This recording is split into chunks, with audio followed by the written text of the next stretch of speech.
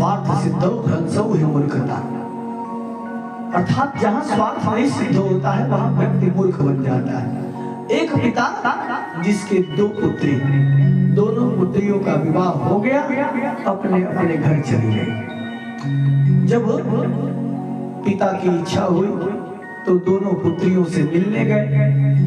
एक पुत्री ऐसे घर में ब्याही गई थी, अब वह कुंभार वर्ण के थे, कुम्हार जी थे पिता, और उनकी दोनों पुत्रियों का विवाह।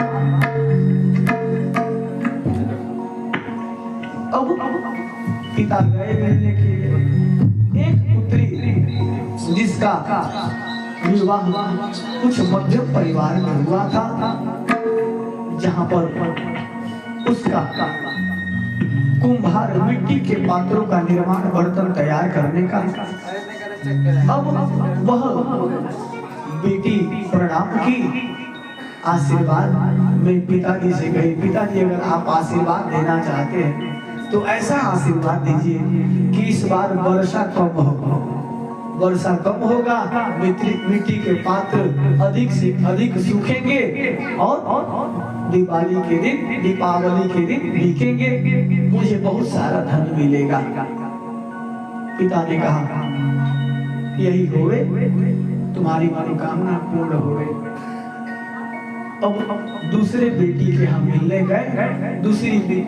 दूसरी बिटिया का विवाह ऐसे संभ्रांत परिवार में हुआ था, जहां पर बहुत पर्याप्त मात्रा में खेती थी।